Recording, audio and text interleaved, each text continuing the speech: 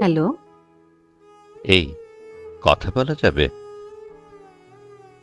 এখন বাসায় লোকজন? প্লিজ বারান্দায় যাও, না হয় কাপড় তোলার অজুহাতে ছাদে। আচ্ছা দাঁড়াও, দেখছি। বারান্দায় দাদা নখ কাটছে। ছাদে আজ কাপড় মেলেনি। বৃষ্টির দিন না। তাহলে অল্প কথা বলি, তোমার হা হুই শুনি, কিংবা চুড়ি বা চামচের শব্দ, তাহলেও ক্ষতি নেই। এসব পাগলামির কোনো মানে হয় না। হয় হয়, পারি না তো তোমার মতো নির্দয় হতে।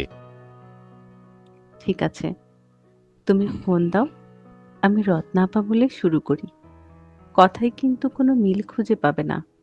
তোমাকে হাসপাতালেও পাঠাতে পারি।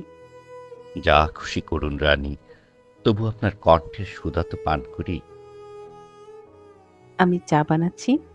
তুমি ফোন করলে দৌড়ে বিরক্ত ঠেলে বলবো, মানুষ কেন যে এত ফোন টোন করে, কাজ নেই আর। আম্মা খুশি হবেন।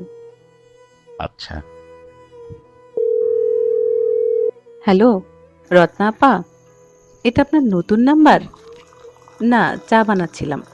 না, না, কোনো সমস্যা নেই। তারপর কি খবর? শোনো, কাল রাতে তোমাকে নিয়ে অভিসারের স্বপ্ন বুনতে বুনতে ঘুমের প্রস্তুতি নিচ্ছিলাম। আপা, আপনি কি রাস্তায়? এত গাড়ি ঘোড়ার শব্দ, বাপরে! একটু জোরে বলবেন প্লিজ? হ্যাঁ, হচ্ছে কি এসব? তারপর আমি তো ঘুমিয়ে পড়লাম। শেষ রাতের দিকে দেখি কি, ও, আপনার চাচার অসুখ? আহারে! ওনাকে দেখতে হাসপাতালে যাচ্ছেন? আরে কি বলো এসব? জি, আসছি খালা। বড় খালার চায়ে চিনি দিয়ে আসি। উফ, তোমার কান ফাটা চিৎকারে আমি সব গুলিয়ে ফেলি। একবার রাস্তায়, একবার হাসপাতালে ছেড়ে দিচ্ছ আমাকে। তারপর তারপর স্বপ্নটা যে কোথায় কোথায় যে শেষ করলাম এই মেয়ের অত্যাচারে, মনের সুখে দুটো কথাও বলা যায় না। শুধু তুমি একা বলে গেলে আর আমি একা চুপ থাকলে সবাই সন্দেহ করবে না? আহা, কাঁদবেন না আপা। অসুখ বিসুখ হবে, আবার ভালোও হয়ে যাবে। চিন্তার কিছু নেই। চুপ, মারবো একটা। এবার বলো বন্ধু, সবাই ড্রয়িং রুমে টিভি দেখছে। সুবর্ণ সুযোগ, জলদি জলদি। কি যেন বলছিলে? স্বপ্নে আমরা সংসার করছি, আমি অফিস যাচ্ছি, তুমি নাস্তা দিচ্ছ টেবিলে, ডিম পোচ করলে কুসুমটা ভেঙে গেল। তারপর আরেকটা দিন। বাহ! আমার বুঝি অফিস থাকবে না? তোমারটা তুমি, আমারটা আমি ভেজে খাবো। সারাদিন তুমি ডিম ভাজো নেশু। আহা আহা, তুমি পরোটা শুনি না বাবা স্বপ্নের লক্ষ্মী। তুমি ডিম ভেজেই যাচ্ছ, একটা দুটো তিনটে। আহা! আমার কাজ নেই তো আর। হোটেলে সাপ্লাই দেবে? আহা, আরে শেষ করতে দাও আমায়। আবার কোন মামা শ্বশুরের চাতে মরিচ দিয়ে বসবে?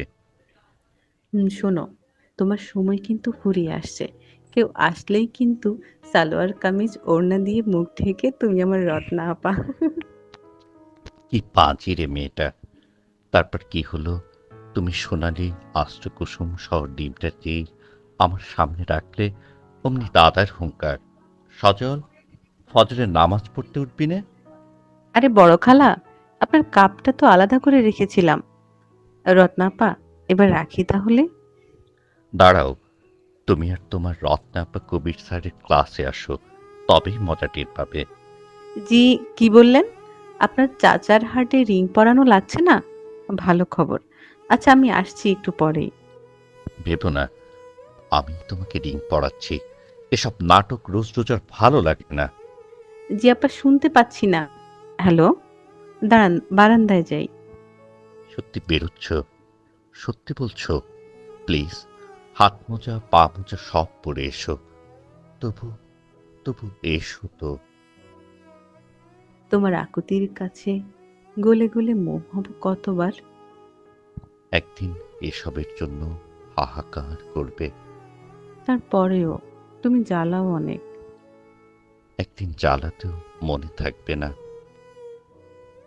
তোমার আজকের আকুতি তাই সুগন্ধি রুমালে জড়িয়ে নিলাম। দেখা হচ্ছে।